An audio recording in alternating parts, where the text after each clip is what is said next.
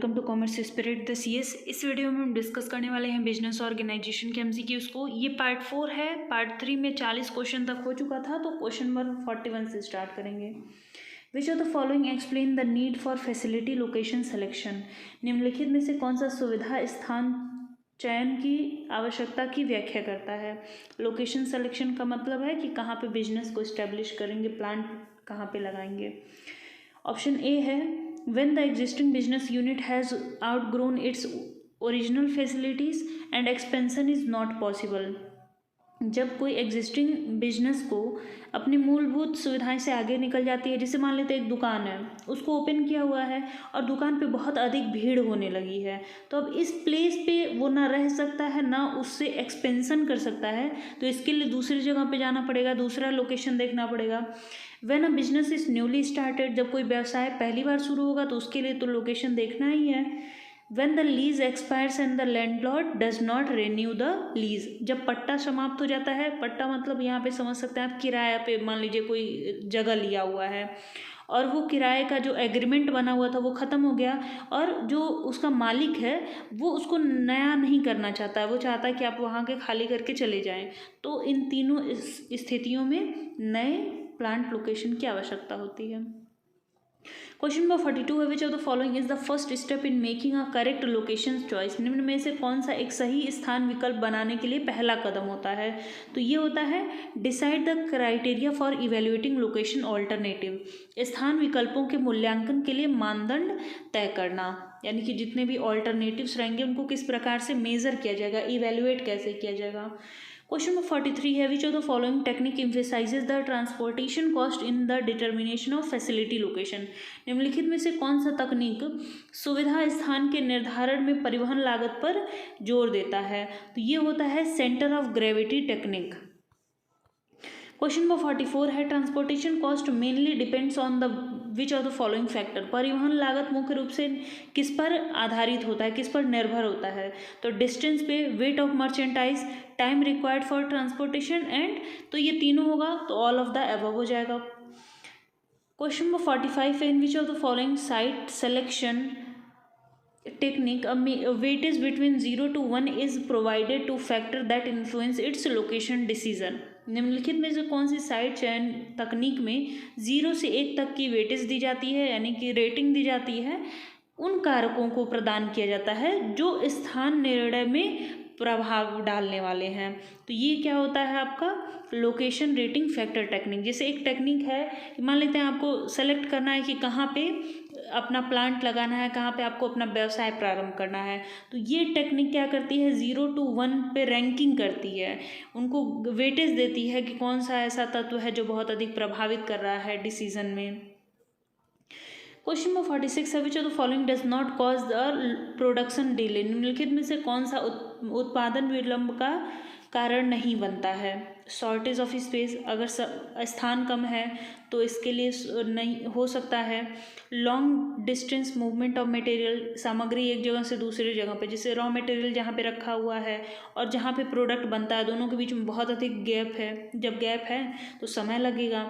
Spoiled product, finished product बना वो ख़राब हो गया, तो ये तीनों प्रभावित करते हैं, लेकिन जो मिनिमम मटेरियल हैंडलिंग है ये इसको प्रभावित नहीं करता है। क्वेश्चन नंबर 47 है process layout is also known as. प्रक्रिया लेआउट को और किस नाम से जाना जाता है। तो इसे फंक्शनल लेआउट और बैच प्रोडक्शन लेआउट, इन दोनों के नाम से जाना जाता है। तो ऑप्शन नंबर डी करेक्ट होगा, ए और बी। क्वेश्चन नंबर 48 है which of the following facility locate is best suited for the intermediate type of production which is method of manufacturing several different product using the same production line. यानी कि एक ही उत्पाद line का प्रयोग करते हुए कई अलग अलग उत्पादों का जब निर्माण किया जाता है तो इसके लिए कौन से प्रोडक्ट लेआउट की आवश्यकता होती है। ये होती है प्रोसेस लेआउट। प्रोसेस लेआउट नहीं होगा, ये प्रोडक्ट लेआउट होगा। ऑप्शन नंबर ए होगा, ये प्रोडक्ट लेआउट होगा। नेक्स्ट है question number 47 in which of the following layout type material are fed into the first machine and finished product are came from last machine. कौन सा ऐसा layout है जिसमें एक मशीन में प्रोडक्ट को डालेंगे रॉ मटेरियल को, और जो आखिरी मशीन है वहाँ से प्रोडक्ट आउट आएगा, मतलब फिनिश्ड प्रोडक्ट आएगा, तो ये क्या हो जाएगा आपका process layout. Option number B इसका होगा। पहले वाले का प्रोडक्ट लेआउट था, इसका प्रोसेस लेआउट है। क्वेश्चन नंबर 50 है, which of the following is not an advantage of using product layout. निम्नलिखित में से कौन सा उत्पाद लेआउट का प्रयोग करने का लाभ नहीं है। तो स्पेशलाइज्ड सुपरविजन रिक्वायरमेंट, ये इसका कोई आवश्यकता नहीं होता है। बाकी minimum material handling, minimum inspection requirement, ये दोनों आवश्यक होते हैं। क्वेश्चन नंबर 51 है, dash is the process which helps in determining where the plant should be located for maximum operating economy and effectiveness.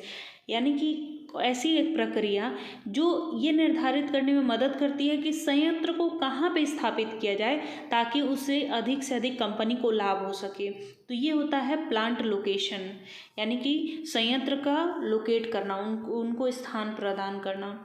Question number 52 है, dash is a process of creating a new product which is sold by a business और enterprise to its customer. एक ऐसी प्रक्रिया जिसके माध्यम से उत्पाद को बनाया जाता है और उसके बाद ग्राहकों को बेचा जाता है, तो इसे हम लोग कहते हैं प्रोडक्ट डेवलपमेंट, यानी कि उत्पाद विकास। क्वेश्चन नंबर 53 है, which of the following explain the need for facility location selection. निम्नलिखित में से कौन सा सुविधा स्थान, आई थिंक ये क्वेश्चन रिपीटेड है, तो इसका ऑल ऑफ द एबव होगा कि एग्जिस्टिंग बिजनेस के लिए, न्यूली स्टार्टेड बिजनेस के लिए, और जहाँ पे लीज एक्सपायर हो जाए, इन तीनों में आवश्यक होता है लोकेशन सिलेक्शन के लिए। क्वेश्चन नंबर 54 है, कंपनीज में combine in following veg. Company किस तरीके से गठबंधन कर सकती है, तो एब्जॉर्प्शन करके, एमलगमेशन करके, एक्सटर्नल रिकंस्ट्रक्शन करके, इंटरनल रिकंस्ट्रक्शन नहीं होता है, और मर्जर, यानी कि पहला, दूसरा, तीसरा और पांचवा, ये सब सही होगा।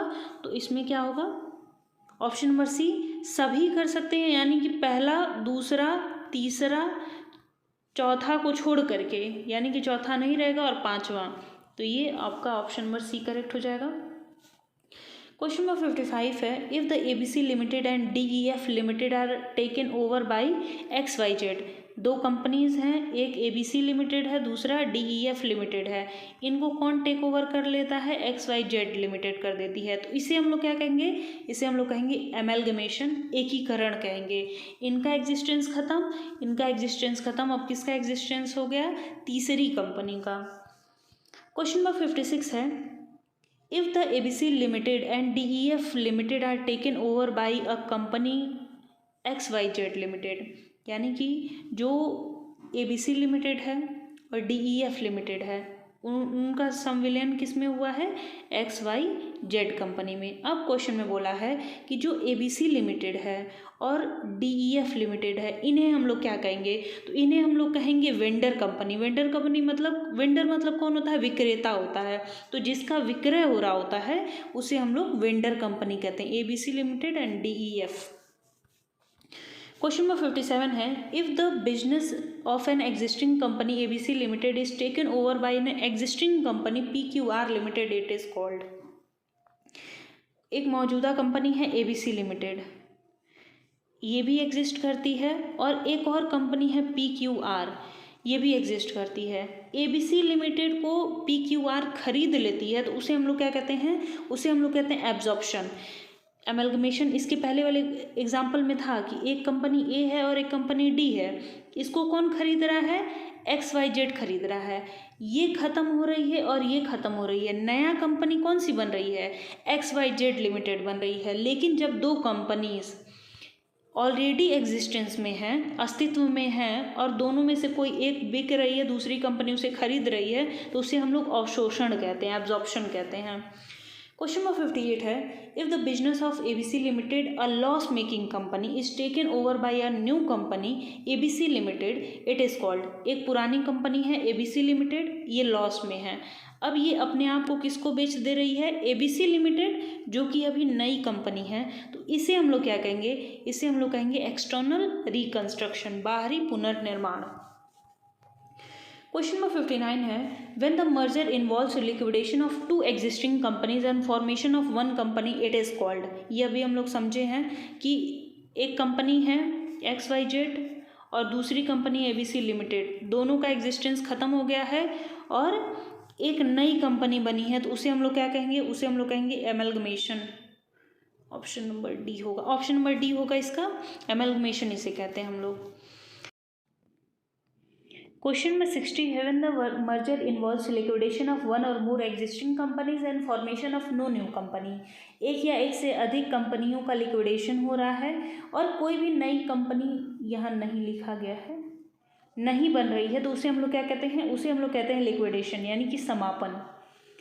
क्वेश्चन नंबर 61 है, when the merger involves liquidation of one existing sick company, कोई कंपनी बनी हुई है जिसमें अभी प्रॉफिट नहीं हो रहा है, कंपनी बीमार हो चुकी है, and formation of new company, merger इस तरीके से हो रहा है कि एक कंपनी जो बीमार है उसको दूसरी कंपनी में मर्ज कर दिया गया है, इसका एग्जिस्टेंस खत्म हो गया, तो इसे हम लोग कहते हैं एक्सटर्नल रिकंस्ट्रक्शन, जब एक कंपनी का एग्जिस्टेंस खत्म होता है। तो क्वेश्चन नंबर 62 है, a feature which is common in all cases of merger, जितने भी प्रकार के विलयन होते हैं उन सब में एक विशेषता जरूर होती है, चाहे वो एब्जॉर्प्शन हो, एमलगमेशन हो, चाहे एक्सटर्नल रिकंस्ट्रक्शन हो। तो इसमें क्या होता है कि purchase of one company by another company, यानी कि एक कंपनी किसी दूसरी कंपनी का अधिग्रहण करती ही करती है। क्वेश्चन नंबर 63 है, the need for selecting suitable location arises because of 3 situation, उपयुक्त स्थान का चयन करने की आवश्यकता 3 स्थितियों के कारण उत्पन्न होती है। व्हेन स्टार्टिंग न्यू ऑर्गेनाइजेशन, कोई नया संगठन प्रारंभ कर रहे हैं। In case of existing organisation, मौजूदा संगठन के लिए। In case of global location, वैश्विक स्थान के लिए। तो ऑल ऑफ द एबव होगा, इन तीनों दशाओं में ऐसा हो सकता है। क्वेश्चन नंबर 64 है, in which of the following is the first step in making correct location choice, निम्न में से कौन सा एक सही स्थान विकल्प बनाने का पहला कदम है। तो इसका होता है decide the criteria for evaluating location alternative, जितने भी स्थान के विकल्प हैं उनका मूल्यांकन करने का मानदंड। ए नहीं होगा, ऑप्शन नंबर बी होगा। क्वेश्चन नंबर 65 है, व्हेन डज बिजनेस इंटीग्रेशन अकर, व्यापार एकीकरण कब होता है। व्हेन अ फर्म एक्वायर्स और मर्जेज विद मेजर कॉम्पिटिटर, जब कोई फर्म किसी प्रमुख प्रतियोगी का अधिग्रहण करती है या उससे विलय करती है। तो ऑप्शन नंबर ए करेक्ट हो जाएगा इसका। नेक्स्ट है question number 66, divestment is what kind of strategy, विनिवेश किस प्रकार की रणनीति है। तो जब संपत्तियों को कम किया जाता है, यानी कि संपत्तियों को बेच देना, उसे हम लोग डाइवेस्टमेंट कहते हैं। इन्वेस्टमेंट मतलब होता है संपत्ति खरीदना, डाइवेस्टमेंट मतलब होता है संपत्ति को बेच देना। क्वेश्चन नंबर 67 है, process where a firm contract out a business process or activity to an external supplier is known as, वह प्रक्रिया जहां एक फर्म बाहरी आपूर्तिकर्ता के लिए व्यावसायिक प्रक्रिया या गतिविधि से अनुबंध करती है, यानी कि जिसे एक कंपनी है ABC लिमिटेड, वो अपना एडवर्टीजमेंट किसी दूसरी एजेंसी को दे देती है एडवर्टाइज करने के लिए, तो उसे हम लोग क्या कहते हैं, उसे कहते हैं आउटसोर्सिंग। नेक्स्ट है question number 68, in vertical integration is concern with, कार्य क्षेत्र एकीकरण या लंबवत एकीकरण किससे संबंधित होता है। तो ये सप्लाई चेन है। सप्लाई चेन से कैसे है, जैसे वर्टिकल मतलब लंबवत मतलब क्या होता है हिंदी में, अगर आपको समझ में आ रहा हो तो इस तरीके से रहता है, यानी कि यहाँ कंपनी है, इसके नीचे इसके डिस्ट्रीब्यूटर हैं और इसके ऊपर कौन है, सप्लायर है जो इसको रॉ मटेरियल देता है। अब इनके बीच में जब भी इंटीग्रेशन होगा तो हम लोग उसको वर्टिकल इंटीग्रेशन बोलेंगे और एक तरीके का आपूर्ति श्रृंखला होती है। क्वेश्चन नंबर 69 है, horizontal integration is concern with, क्षैतिज एकीकरण क्या होगा। तो ये इस तरीके से रहता है, ये क्या होगा, प्रोडक्शन से रिलेटेड हो सकता है, क्वालिटी से रिलेटेड हो सकता है और प्रोडक्ट प्लानिंग से रिलेटेड हो सकता है। तो ऑल ऑफ द एबव होगा। लास्ट क्वेश्चन है इस वीडियो का, sergeant Florence theory is based on, sergeant Florence की थ्योरी किस पे बेस्ड है। तो ये एक स्टैटिस्टिकल एनालिसिस है, कलेक्ट करना डेटा को और डेटा को इंटरप्रिटेट करना ताकि प्लांट लोकेशन सही से किया जा सके। आई होप आपको सभी क्वेश्चन समझ में आ गए हों। किसी क्वेश्चन में डाउट होगा तो आप पूछ लीजिएगा। मिलते हैं नेक्स्ट वीडियो में। और इसके अलावा भी बहुत सारे MCQs अपलोडेड हैं, आप चैनल पे जाकर के प्लेलिस्ट चेक कर सकते हैं, तो अपने सब्जेक्ट के अकॉर्डिंग आप उसमें से चेक कर सकते हैं। मिलते हैं नेक्स्ट वीडियो में।